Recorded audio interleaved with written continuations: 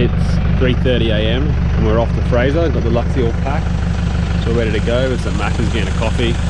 Just waiting for Matt and Amelia. Then Jimmy's left Toowoomba this morning and he's on the way, so we're gonna catch up with him somewhere. But yeah, we're off to Inskip, so we'll fill up at Rainbow and then we'll head over to Fraser there. It's been raining, as you can see. It's typical. Here we go again.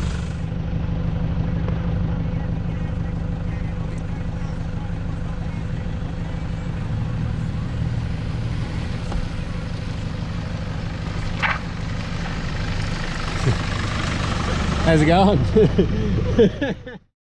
There are a couple of ways to get to Fraser Island. The most common way is heading to Inskip, which is roughly 270 kilometres north of Brisbane. There's two ways to get there. You can either go straight north to Gympie and then east from there, or very popular way is to head to Noosa and Tiwa Beach, across up through Double Island. You can also go to Harvey Bay and get the ferry across to Kingfisher Bay Resort.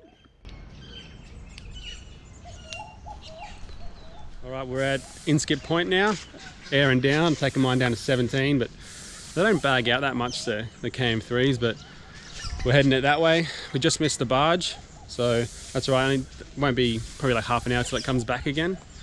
Yeah, hopefully none of us get bogged. It's bucketed down here, but the sun's coming out now, so the sand should be pretty compacted. And yeah, we're all pretty keen, pretty excited, can't wait. Inskip Point is a very infamous spot for people getting stuck in the soft sand, mainly due to not letting the tyre pressures down enough or not having the momentum to keep going. As you can see here, we have absolutely no problem with the tyre pressures around 17 and 15. First gear walked the whole way, although it was compacted by the rain from the night before and there's been very little traffic. Also, with the cooler temperatures, the sand doesn't become as powdery, therefore allowing you to cruise over it a lot easier.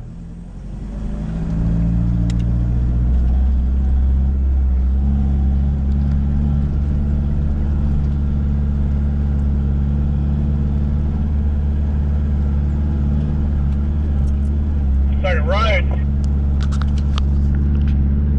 What's all the hype about?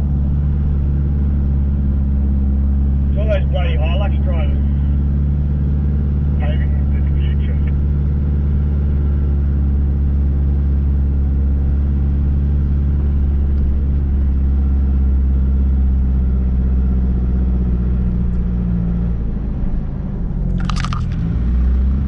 The Manta Ray barge is $130 return. They run two services throughout the day from 6 a.m. to about 5 p.m.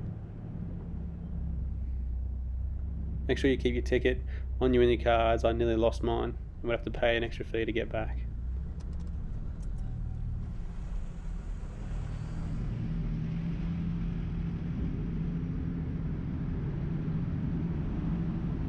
As you see here, the two Hilux drivers come in and do exactly what they're told, while Matt and the patrol behind does the complete wrong thing. Typical patrol driver.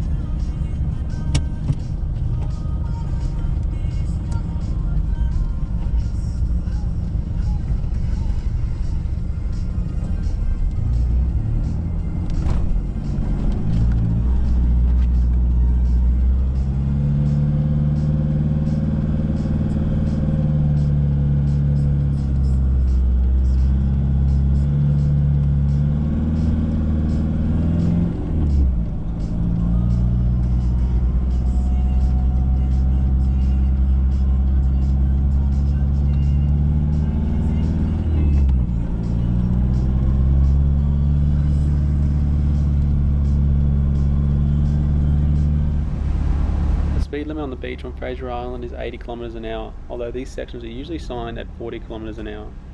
There's also usually lots of people and kids playing in the water and the rocks around the area, so that's definitely something to be careful of. A few other things to look out for while driving on the beach is sand whoops. They come up very quickly and they blend in perfectly well with terrain, and before you know it you'll be jumping back and forth with everything in the car going flying. Another massive thing to look for on the beach is washouts. You need to keep your eyes on the beach if you're driving. they come up very quickly, and they usually have, you know, anywhere between 500 to a metre drop off, and it's not pretty when you hit one.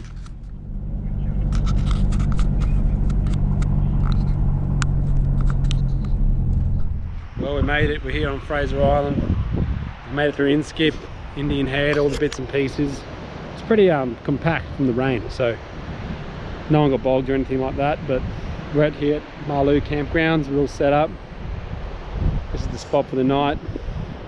We just went down for a swim, kicked the footy and stuff like that. But Nangala Rocks is just north of us, so we hit there pretty early in the morning and get like all the way up the top for tomorrow night at Sandy Cape. 2 nights up there, hopefully do some good fishing.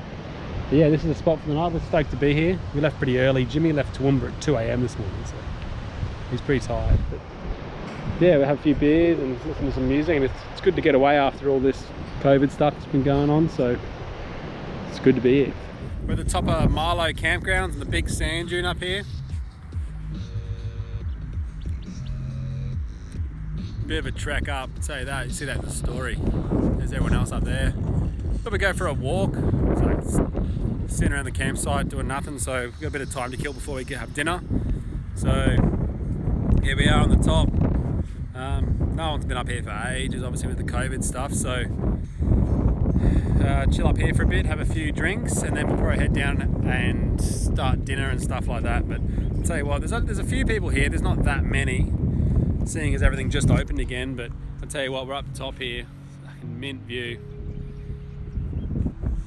So tomorrow, so at Marloo tonight, and tomorrow we're heading to the Sandy Cape, the very top, and hopefully get some good fishing there. I'm keen to get a good mackerel or two, so hope that's alright. Up here, it was really windy earlier on today, but now it's not too bad. So hopefully that stays off. We've had no rain here today. It rained early this morning before we got here. So it's all good now. It actually really compacted the tracks and stuff like that. And we had no problems at Inskip, Indian Head, like all that stuff. So yeah, thanks for the follow.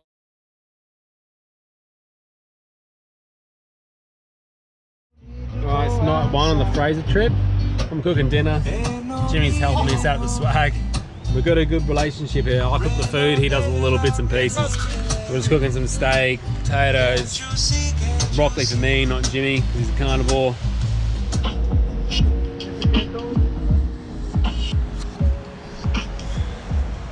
Jimmy's on duties. Hey, get over if you swag, you dog. That's where he's sleeping tonight.